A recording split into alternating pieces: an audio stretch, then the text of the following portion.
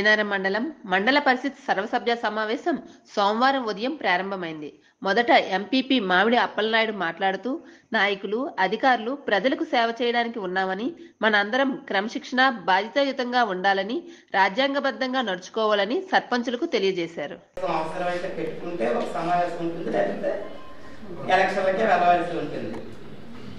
అయితే దయచేసి, ఎందుకంటే నేను ముందుగా సమావేశానికి ముందు మీతో మనస్ఫూర్తిగా మాట్లాడాలనుకోవడానికి కూడా కారణం, మనకి ఎప్పుడూ కూడా రామాయణం, భారతాలు కానీ ఇటువంటి వేదాలు చూస్తే కొన్ని వేల సంవత్సరాల క్రితం నుండి ఉన్నవండి.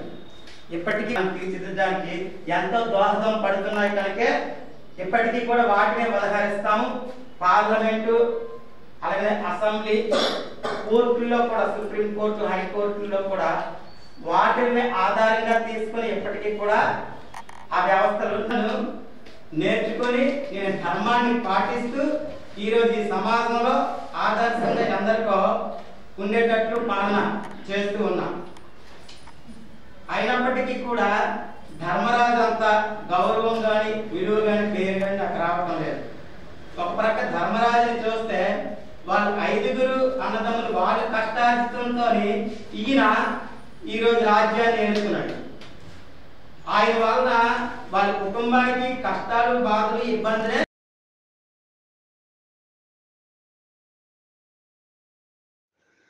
సర్వసభ్య సమావేశానికి మండల స్థాయి అధికారులు అందరూ హాజరు కావాల్సి ఉంది. కానీ ఎంఆర్ఓ గాని, విఆర్ఓలు గాని హాజరు కాకపోవడం గమనించదగ్గ విషయం. ఎంఆర్ఓ స్థానంలో డిప్యూటీ తహసీల్దార్ హాజరయ్యారు. ఎంఆర్ఓ రాకపోవడం గల కారణం నాకు ఎటువంటి ఇన్ఫర్మేషన్ లేదని ఎంపీపీ తీవ్ర అసంతృప్తి తెలియజేశారు. అంతేకాకుండా విఆర్ఓలు రాకపోవడం గల కారణాలు ఆరా తీయమని ఎంపీడీఓని ఆదేశించారు. పిటిషన్ 200/210 130/210 అని ఒక హౌస్ హోల్డ్ అటాచ్మెంట్స్ వచ్చాయి. ఎటువంటి ఎగ్జిక్యూటివ్ పిటిషన్ వచ్చింది అంటే అది ఆస్తి తగాదాల విషయంలో ల్యాండ్ ఎక్విజిషన్, గతంలో వీటి అగ్రహారం ల్యాండ్ ఎక్విజిషన్ జరిగింది. దాని మీద అక్కడ 2 కోట్ల ముందు దాన్ని తెలియజేశారా? నాకు ఇలా సమావేశం ఇక్కడ ముఖ్యమైన ఆ కార్యక్రమం ఉంది కనుక నేను మండల పరిషత్ సమావేశానికి హాజరు కాలేకపోతున్నాను. నా తరఫున డిటి గారిని పంపిస్తున్నానని పర్మిషన్ తీసుకున్నారా? తెలియజేస్తారా?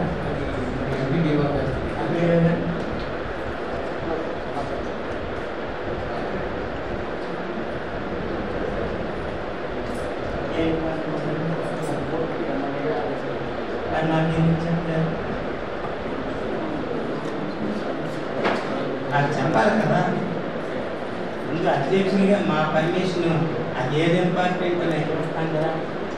అలాగే నేను సమాచారం ఓకే నన్ను వాట్సాప్ పెడితే నాకు అధ్యక్షునిగా నా దృష్టిలో పెట్టవలసిన అవసరం ఉందా లేదా?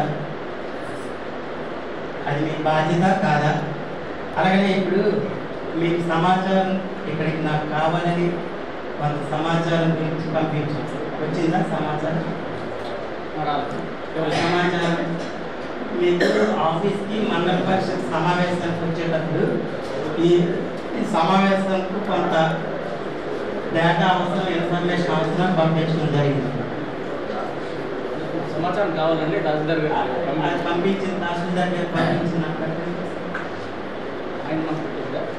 ఇప్పుడు మీకు ఈ సమావేశానికి ఎందుకు రావడం లేదు? పర్మిషన్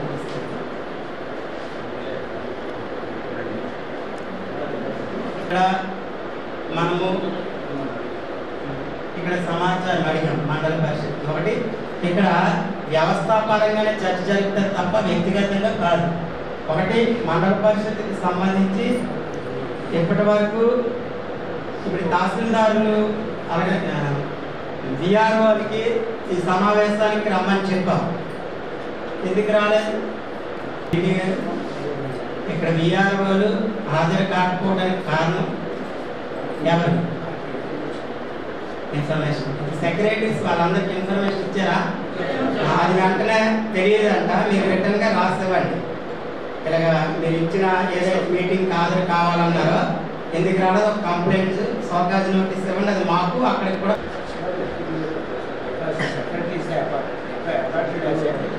విఆర్ఓస్ సచివాలయం అసలు అలాగే విఆర్ఓస్ కానీ గ్రామ సర్వేయర్లు కానీ సచివాలయం ఎంప్లాయీసా కాదా? సో విఆర్ఓస్ సచివాలయ ఎంప్లాయీస్ కానీ డ్రాయింగ్ ఆఫీసర్గా మాత్రం తహసీల్దార్ మాత్రమే ఉన్నారు. శాలరీ కన్సర్న్ కాదు. విలేజ్ సర్వీస్ మాత్రం ఏడీ సర్వే కంట్రోల్. నేను అన్నది ఎవరి కంట్రోల్లో పనిచేయాలి, వాళ్ళకి ఎవరికి జవాబుదారీ కంట్రోల్ సార్ సచివాలయానికి కదా. సచివాలయానికి వారే కనుక వాళ్ళ కంట్రోల్లో పనిచేయాలి రాస్తుంది. దీనికి సెక్రటరీస్ బాగా కావాల్సి ఉంటుంది. అలాగే అలాగనే మనకి ఇప్పుడు రీసర్వేకి సంబంధించి చాలా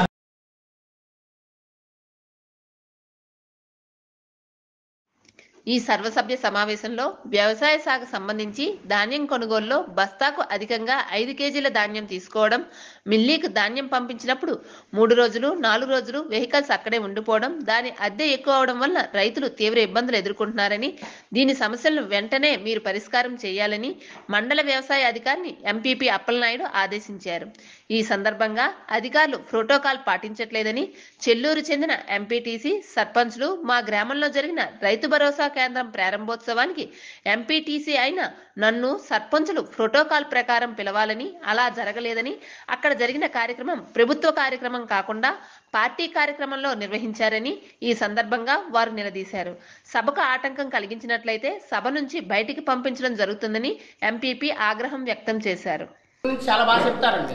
ఆ ఇరువులు ఎక్కడ జరగలేదండి, ఎక్కడ జరుగుతానండి. అందుకే ఇప్పుడు చెప్పే టెన్షన్ ఇవ్వడానికి ఎవరండి అరుగులు, టెన్షన్ ఇవ్వడానికి అరుగులు ఇవ్వలేదు.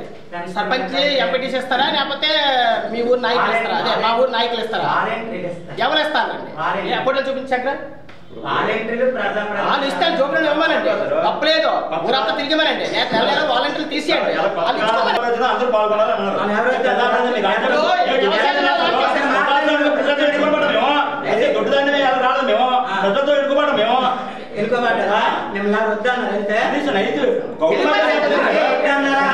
ఏదైనా అధికారులు మాట్లాడుతున్నప్పుడు ఆ సబ్జెక్ట్ కి సంబంధించి మాట్లాడదాం అనుకునేటప్పుడు నాకు ముందు పర్మిషన్ అడగండి. దానికి సంబంధించిన పర్మిషన్ ఇచ్చిన తర్వాతే అది క్వశ్చన్ రేజ్ చేయండి. అది నిజంగా అవసరం అనుకుంటే దానికి పర్మిషన్ ఇస్తాం.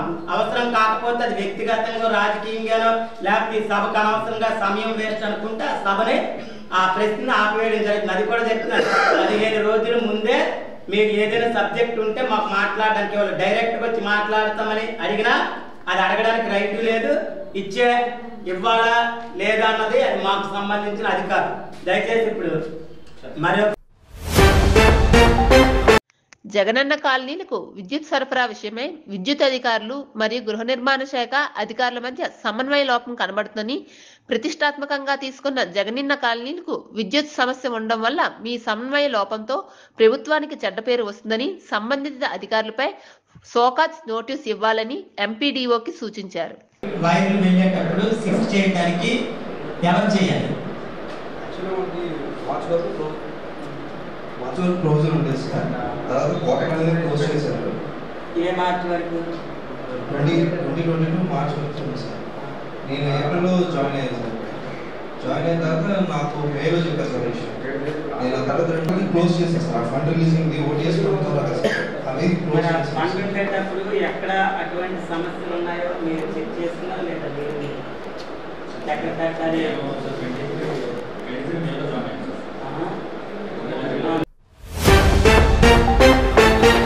ఈ సర్వసభ్య సమావేశంలో జగనన్న భూరక్ష సమగ్ర భూ సర్వే అధికారులు అంతంత మాత్రమే చేస్తున్నారని అధికార ప్రతిపక్ష సర్పంచ్లు ప్రశ్నించారు.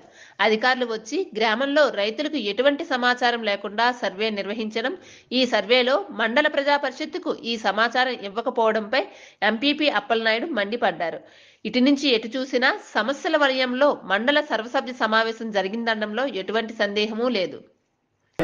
దానికి సంబంధించిన నియమ నిబంధనలు పూర్తిగా విరుద్ధంగా అక్కడ సర్వే జరుగుతుంది. ప్రభుత్వం పెట్టిన సర్వే ఉద్దేశం ఏంటంటే ఏవైతే అక్కడ రైతులకి సమస్యలు 125 సంవత్సరాల బ్రిటిష్ కాలం ముందు నుండి కూడా రెవెన్యూ రికార్డుల్లో పరిష్కారం కానివి అస్తవ్యస్తంగా ఉన్న సమస్యలు పరిష్కారం అవ్వాలనే ఉద్దేశంతోనే సమగ్ర భూ సర్వే పెట్టడం జరిగింది. తర్వాత ఇవి సచివాలయాల ద్వారా రిజిస్ట్రేషన్ చేయాలి, గ్రామ స్థాయికి తీసుకువెళ్ళాలి, రికార్డు జరపాలని చేయడం జరిగింది.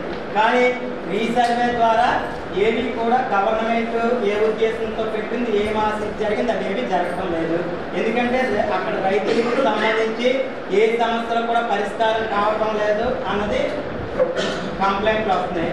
అలాగనే రెవెన్యూకి సంబంధించి దళారుల ద్వారానే ఇవి టౌన్లోకి తీసుకువెళ్ళి రైతులు ఏం చెప్తుంది, ముఖ్యమంత్రి గారు గ్రామ స్థాయిలో సచివాలయాల్లో సమస్యలు పరిష్కరించాలని సచివాలయాలు పెట్టింది. ఇంక సచివాలయాలే కాకుండా ఇంటింటికి వెళ్ళి ప్రభుత్వం ఈ సేవల సర్వీసులు అందించాలని పింఛను కానీ రేషన్ కానీ ప్రభుత్వ పథకాలకు సంబంధించి ఇల్లు మంజూరు కానీ ఇంటికి వెళ్ళి వాలంటీర్ వ్యవస్థ ద్వారా అన్ని సమస్యలు పరిష్కరిస్తుంది. అలాంటప్పుడు భూ సర్వే ఇక్కడ చేసేటప్పుడు పట్టణానికి ఇంకా రైతులకు పిలవడం, ఆఫీసుల చుట్టూ పిలవటం, అక్కడ మధ్యలో దళారుల ద్వారా వాళ్ళతో బేరాలాడటం అనేది విఆర్ఓ చేస్తున్నారు అన్నది గ్రామాల్లో ఎవరికి దొరకటం లేదు. ఏం సర్వే చేస్తారో తెలియటం లేదు, ఏ పరిష్కారం అవటం లేదన్నది పూర్తి ఆరోపణలు ఉన్నాయి. వాటికి సంబంధించి కూడా దర్యాప్తు జరపండి. ఎందుకు సచివాలయాల్లో ఏమైనా ఇప్పుడు భూ సర్వేకి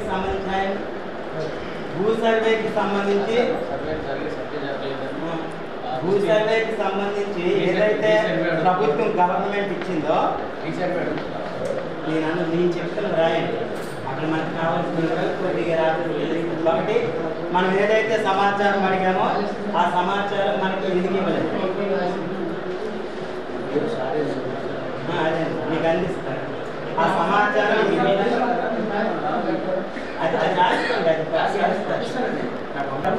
సమావేశాన్ని చెప్పి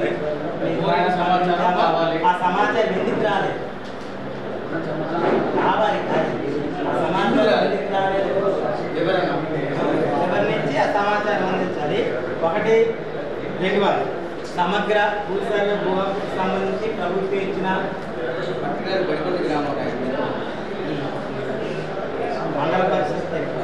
మండల పరిషత్కి సంబంధించి